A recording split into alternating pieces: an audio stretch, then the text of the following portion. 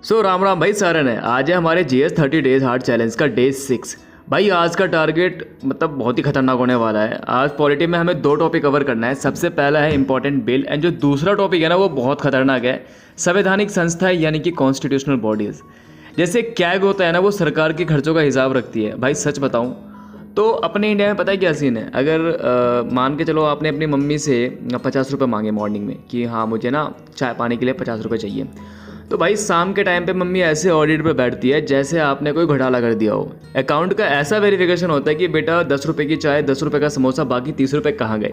कहीं उस पड़ोस वाली एस्पिरेंट को सच्चा प्यार और गोलगप्पा तो नहीं खिला रहा। और अगर कुछ घोटाला मिल भी गया तो भाई सीधे मम्मी का शुरू हो जाता है इम्पीचमेंट यानी कि महाभियोग। और वहीं अगर बात करें पापा की, तो भाई पापा पीछे से सुप्रीम कोर्ट बन के उस पर मोहर लगा देते हैं। खैर छोड़ो भाई, आज का टारगेट तो अपने को कंप्लीट करना है। तो आज पॉलिटी में 2 टॉपिक कवर करना है। सबसे पहला है इंपॉर्टेंट बिल एंड दूसरा है कॉन्स्टिट्यूशनल बॉडीज। एंड उसके बाद हिस्ट्री में भी 2 टॉपिक कवर करने हैं। सबसे पहला है आपको गांधीवादी युग एंड सेकेंड है भारतीय राष्ट्रीय कांग्रेस के महत्वपूर्ण अधिवेशन। ओके, सो अपन देखो सबसे पहले स्टार्ट करते हैं पॉलिटी का इंपॉर्टेंट टॉपिक इंपॉर्टेंट बिल, जहाँ से कई सारे क्वेश्चंस एग्जाम में पूछे जाते हैं। जैसे आपने पढ़ा भी होगा कि भाई मनी बिल जो है वो किस आर्टिकल के अंतर्गत आता है, तो इसका सही आंसर होगा आर्टिकल 110। इसके अलावा ये भी पूछा जाता है कि भाई कौन डिसाइड करता है कि ये मनी बिल है या फिर नहीं, या फिर इसका अंतिम निर्णय कौन लेता है, तो इसका सही आंसर होगा स्पीकर ऑफ लोकसभा। सो ऐसे कई सारे क्वेश्चंस हैं जो इस टॉपिक से पूछे जाते हैं। अगर आपने इस टॉपिक को कंप्लीट नहीं किया है तो याद से कर देना। बाकी आपने ये भी पढ़ा होगा संसद की जो संयुक्त बैठक होती है उसकी अध्यक्षता कौन करता है, तो इसका सही आंसर होगा लोकसभा के अध्यक्ष। बाकी आपने ये भी पढ़ा होगा कि भाई इंडियन हिस्ट्री में पॉकेट वीटो का फर्स्ट टाइम यूज़ किसने और किस विधेयक पर किया था, तो याद रखना 1987 में पहली बार इसका यूज़ किया गया था और राष्ट्रपति ज्ञानी जेल सिंह ने किया था भारतीय डाकघर संशोधन विधेयक पर। ओके, एंड इसके अलावा आपने ये भी पढ़ा होगा फाइनेंशियल बिल, जिसको हिंदी में वित्त विधेयक कहते हैं, ये किस आर्टिकल से रिलेटेड है, तो इसका सही आंसर होगा आर्टिकल 117 का 1 और आर्टिकल 117 का 3। सो फाइनली मेरा आज का ये टॉपिक हो गया है डन। अब मुझे जो नेक्स्ट टॉपिक लर्न करना है वो है कॉन्स्टिट्यूशनल बॉडी, जिसमें हमें कैग के बारे में पढ़ना है। सो यहाँ से भी कई सारे क्वेश्चंस पूछे जाते हैं। सबसे पहला क्वेश्चन तो यही पूछा जाता है कैग किस आर्टिकल में आता है, तो इसका सही आंसर होगा आर्टिकल 148 से लेकर आर्टिकल 151 तक। और अगर आपसे भाग पूछ दे तो भाग भी याद रखना, भाग 5। अच्छा, अगर आपसे ये पूछ दे कि कैग का मेन वर्क क्या होता है, ये क्या काम करते हैं, तो भाई याद रखना केंद्र और राज्य सरकार के सभी खर्चों के खातों का ऑडिट करना और जो भी हमारा सार्वजनिक धन है उनके दुरुपयोग को रोकना। याद रखना इस चीज़ को।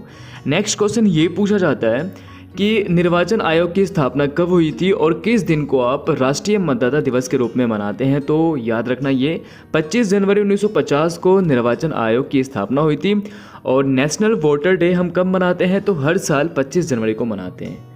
एक और क्वेश्चन पूछा जाता है कि किस संविधान संशोधन के द्वारा वोटिंग की एज 21 ईयर्स से घटा करके 18 ईयर्स कर दी गई थी, तो इसका सही आंसर होगा 61वें संविधान संशोधन अधिनियम 1989। ईयर याद रखना 1989। एक और क्वेश्चन पूछा जाता है कि भारत के प्रथम मुख्य चुनाव आयुक्त कौन थे, तो सुकुमार सेन। सो अगर आपने ये टॉपिक कंप्लीट नहीं किया है तो याद से कर लेना। सो मेरा ये टॉपिक भी हो गया है डन। अब मुझे जो नेक्स्ट टॉपिक लर्न करना है वो है भाई गांधीवादी युग। तो इसमें यार बेसिकली मुझे ना 1917 से लेकर 1947 तक सारा कुछ पढ़ना है। आपने पढ़ा भी होगा। देखो एक क्वेश्चन पूछा जाता है कि महात्मा गांधी जो है वो साउथ अफ्रीका से इंडिया स्थायी रूप से किस डेट को लौटे थे, तो आपको डेट और ईयर दोनों याद रखना है। 9 जनवरी 1915 को। और इसी दिन भारत में ना प्रवासी भारतीय दिवस के रूप में ये मनाया जाता है हर साल 9 जनवरी को। भारत में गांधी जी का पहला सफल सत्याग्रह आंदोलन कौन सा था और यह कब हुआ था, तो चंपारण सत्याग्रह 1917, जो बिहार के नील किसानों के समर्थन में 3 कटिया प्रथा के अगेंस्ट था। एंड आपने ये भी पढ़ा होगा कि भाई महात्मा गांधी जी के राजनीतिक गुरु कौन थे, तो गोपाल कृष्ण गोखले। अच्छा, आपसे मैं क्वेश्चन पूछ रहा हूँ, आप लोग इसका आंसर जरूर कमेंट करना। आप मुझे ये बताओ गांधी जी ने किस कानून को काला कानून कहा था। अगर आपको इसका आंसर पता है तो आप लोग जरूर कमेंट करना। नेक्स्ट क्वेश्चन ये पूछा जाता है कि यार गांधी इरविन समझौता कब हुआ था, तो 5 मार्च 1931 को हुआ था।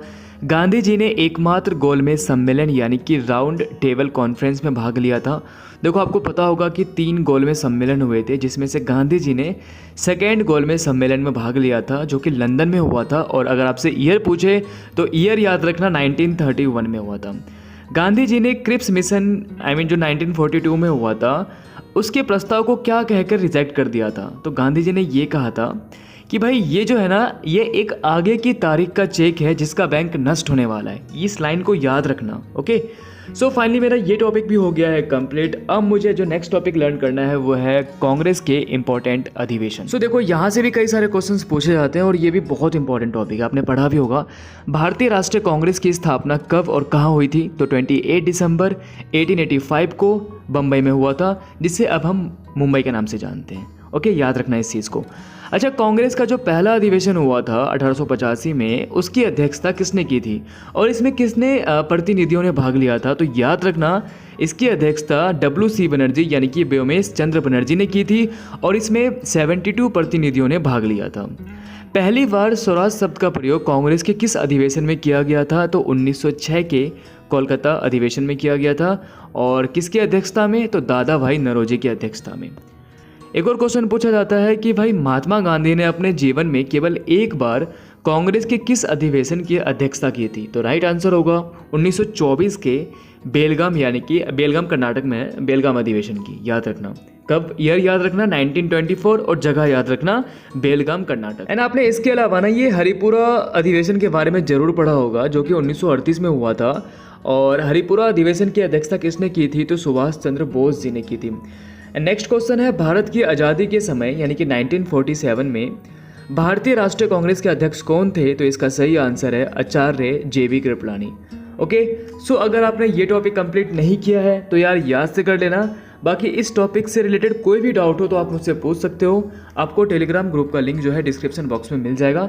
सो फाइनली मेरा आज का ये टॉपिक भी हो गया है कंप्लीट। तो आज का टारगेट तो पूरा हो गया है। और घर की कैग यानी कि भाई मम्मी को भी हिसाब दे दिया करो अगर आप उनसे कुछ पैसे वगैरह लेते हो।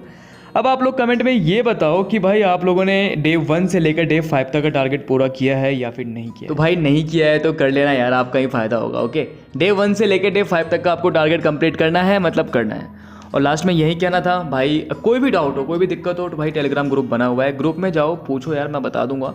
और अगर आपने अब तक मेरे चैनल को सब्सक्राइब नहीं किया है तो याद से कर देना। सो अपन मिलते हैं कल यानी कि डे 7 के साथ।